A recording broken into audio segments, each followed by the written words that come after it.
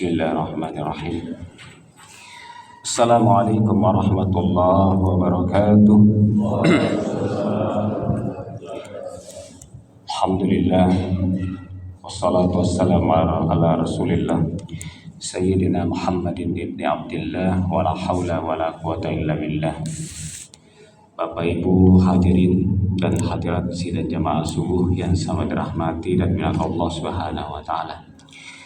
Alhamdulillah, kita memuji dan bersyukur kehadirat Allah Subhanahu wa taala atas segala nikmat dan karunia-Nya, sehingga pada subuh hari ini kembali kita diberikan kesempatan, diberikan kesehatan, sehingga kita bisa bersama-sama salat subuh secara berjamaah. Salawat dan salam tak lupa pula tentunya kita senantiasa mengirimkan atas junjungan kita yang mulia Rasulullah Muhammad sallallahu alaihi wasallam, Nabi kita selaku uswatun hasanah, contoh panutan yang paling baik tentunya dalam kehidupan kita ini.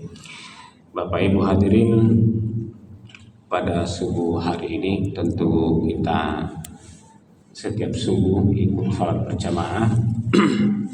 Banyak keutamaan yang kita dapatkan. Di antaranya keutamaan salat subuh berjamaah. Jadi keutamaan salat subuh berjamaah itu kata Rasulullah SAW, man shalla subha bi jama'atin. Jadi siapa yang salat subuh berjamaah, faka'annama shallal laila kullah.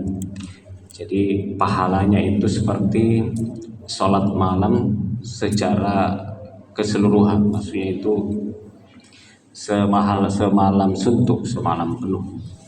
Nah, itu kemuliaannya sholat subuh berjamaah. Makanya Nabi mengatakan,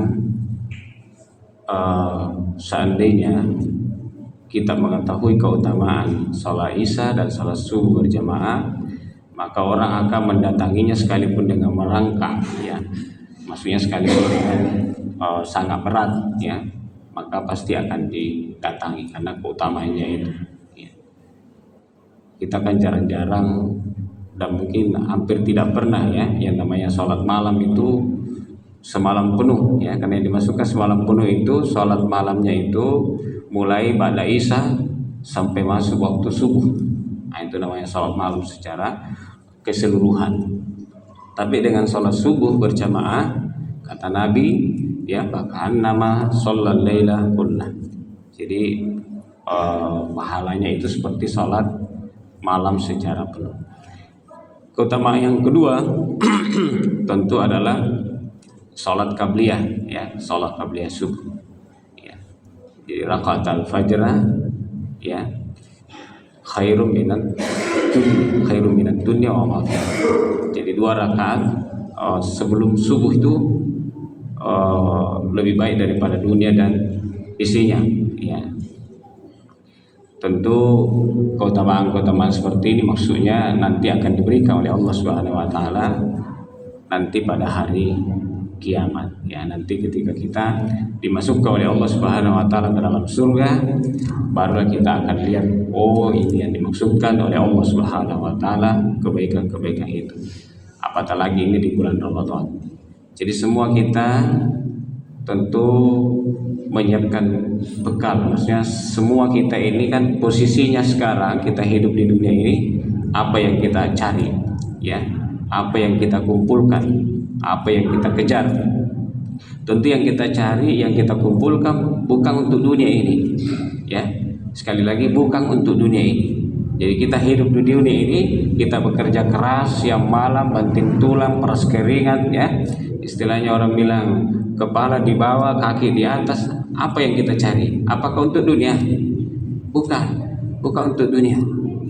Yang kita cari, kita kerja keras, mati-matian, habis waktu, tenaga, pikiran, harta, ya, sampai kita kurus kerempeng, tidak bisa tidur, susah tidur. Apa yang kita cari? Bukan untuk dunia. Yang kita cari itu adalah untuk akhirat. Dunia ini, berapa lama sih kita hidup di dunia ini?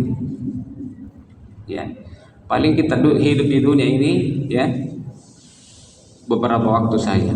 Ya, untuk mengetahui itu Ya, lihatlah saudara-saudara kita yang sudah lebih dulu dipanggil oleh Allah Subhanahu wa taala, yang tidak berkesempatan lagi berjumpa dengan Ramadan tahun ini. Itu kita ini diberikan kesempatan, peluang oleh Allah Subhanahu wa taala untuk beramal, berbuat lebih banyak lagi di bulan Ramadan yang mulia ini. Kita dipertemukan dengan bulan yang mulia ini, manfaatkan bulan ini dengan sebaik-baiknya. Kita menambah dan menambah, memperbanyak ibadah kita kepada Allah Subhanahu wa taala, ya. Baik itu ibadah siyamnya, maksudnya ibadah saumnya pada siang harinya, maupun ibadah qiyamul lailnya pada malam harinya, ya, termasuk baca Qur'annya, sedekahnya, infaknya dan lain sebagainya. Bapak Ibu dirahmati dan dimuliakan Allah Subhanahu wa taala, kita ini adalah umat yang dimuliakan oleh Allah Subhanahu wa taala, ya. Jadi kita umat termulia di antara umat-umat yang diutus oleh Allah Subhanahu wa taala, yang pernah diutus nabi, pernah diutus rasul. Maka umat Nabi Muhammad sallallahu alaihi wasallam ini adalah umat termulia, ya. Makanya Allah Subhanahu wa taala menyebutkan kuntum khaira ummatin. Kalian itu adalah umat terbaik, khaira ummah. Ukhrijat linnas, yang dihadirkan di tengah-tengah umat manusia, ya. Kenapa kita bisa menjadi umat yang mulia? Ya, di dalam ayat ini sebutkan ta'muruna bil ma'ruf wa tanhauna 'anil munkar wa tu'minuna billah. Karena kalian umat Islam itu senantiasa saling menyeru, memerintahkan kepada yang ma'ruf, yang baik-baik, ya, yang diperintahkan oleh agama, yang diperintahkan oleh Islam. Wa tanhauna 'anil munkar, dan kalian itu umat Islam senantiasa mencegah daripada kemungkaran, ya, wa tu'minuna billah, dan kalian beriman kepada Allah Subhanahu wa taala.